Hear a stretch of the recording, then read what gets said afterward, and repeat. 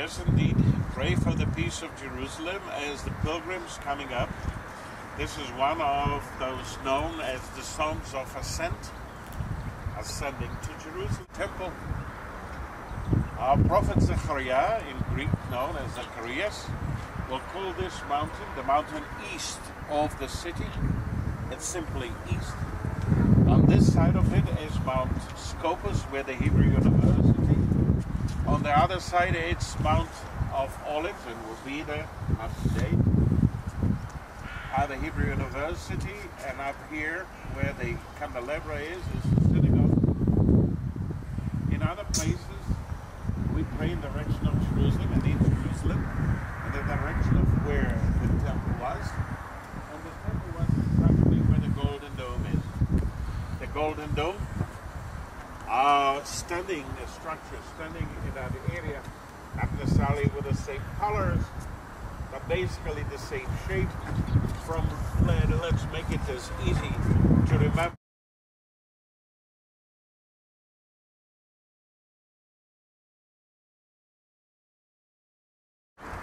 Standing on the place where the temple was. And where the temple, now I'm speaking as a Jew in my expectation that it will be.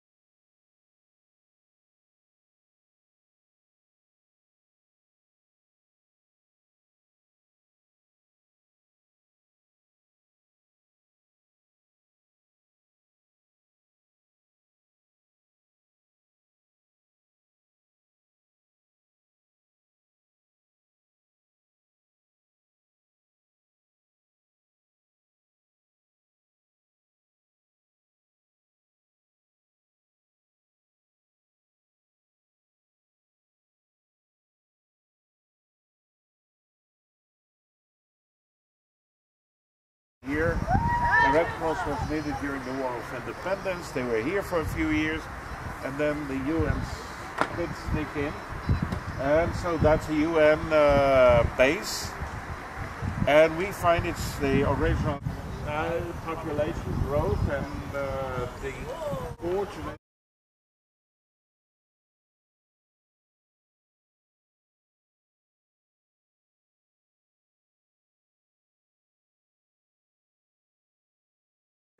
And he went on and on with the military into Milan and AC Milan.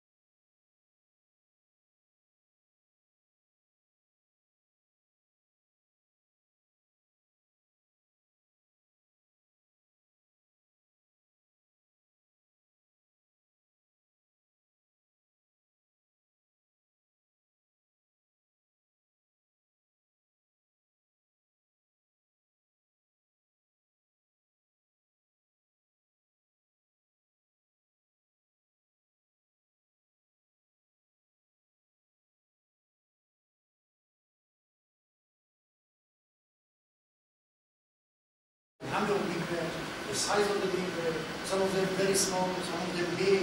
Why they need to do maybe a small one for ceramic vessels. Because no, all the secrets behind the big power of the mikveh here in the land of Judea, namely during Second Temple.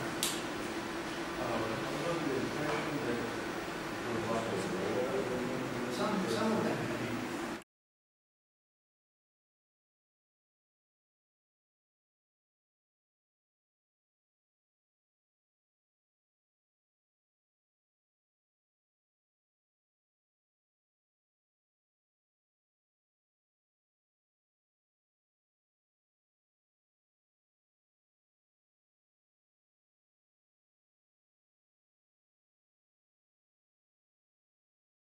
I guess that's something to do with spices, grinding. So, what do you think the possibility of? Important because we know this family from the Jewish sources. The Mishnah, written mainly by the Pharisees, they say, well, they'll be aware of four priest families in Jerusalem that are doing all kind of, I don't want to say it loudly. No, you can say because that's Huh? it's okay.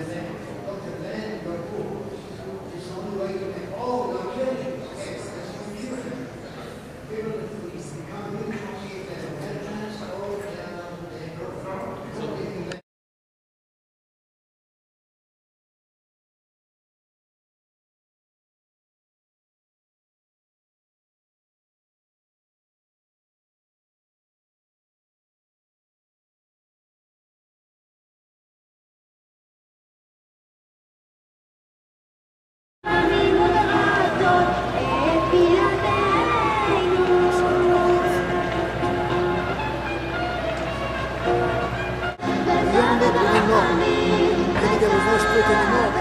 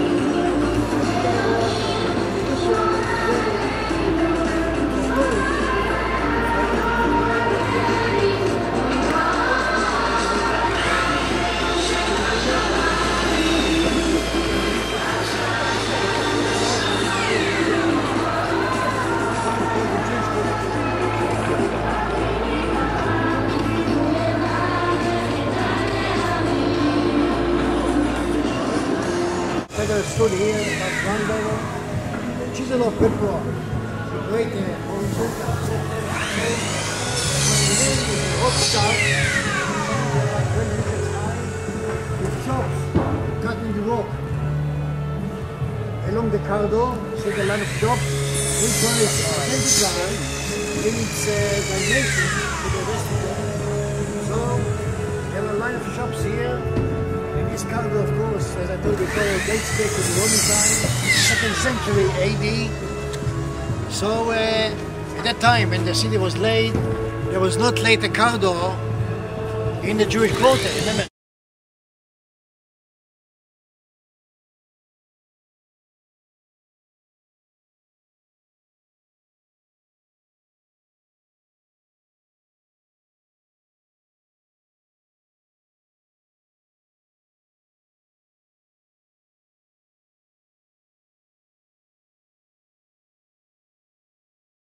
Died here, built here, their building were destroyed, new people arrived at the site, and gradually we can see how the differences between the different occupation while excavating, of course, in a reverse order. And that's what we are doing here. So, starting with this information, we are going about to see this Ottoman wall in the upper, of course, the uppermost one. You can see it is pumping out the Ottoman wall, a city wall, the wall that is taken the old city of Jerusalem, but this is the newest find in this area because it has nothing to do with the area. You cannot see it from there and have the picture, but when we excavated these remains, we couldn't see the walls here actually. Everything was buried under huge amount of stone, which are part of second story that collapsed. The entire building was destroyed in 363, by an earthquake. We know about this earthquake. All the coins that were collected from below these debris ends in this very year. None of them, so we have a good chronological mark here. We know exactly when the building was destroyed, and once you know when it was destroyed, you can also tell by what it was destroyed. So an earthquake shook Jerusalem and other parts of this land, and exactly, Cypori and other parts of this land. Exactly. And this building as well. So you have to figure out that it has another story on top. All the walls were covered with frescoes, they were adorned with colors. All the remains of this fresco were collected by us while excavating the building, and it is a huge building. Now the question that we are dealing with right now, who in the Roman period built this? We don't have another parallel in size for this building in the entire country. It is huge. It continues below your feet and continues to the other side of the excavation area. Once I've done my explanation here, we'll just have a peek to see how actually this excavation are carried out by the youngsters.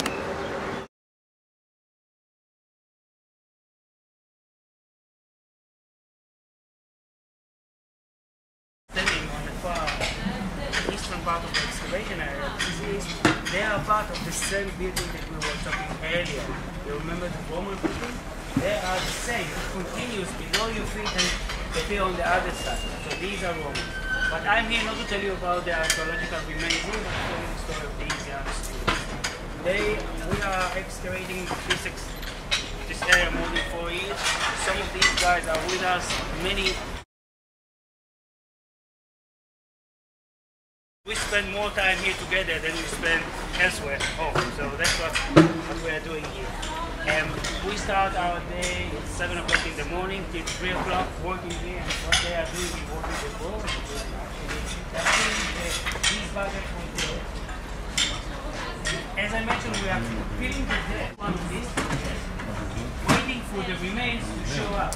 You have to understand that all these walls were also covered with dirt, such as the dirt that you are standing on. While excavating them slowly, gradually, these will appear and the remains and the story of Jerusalem is also told in this. That's what archaeologists are doing all over this country.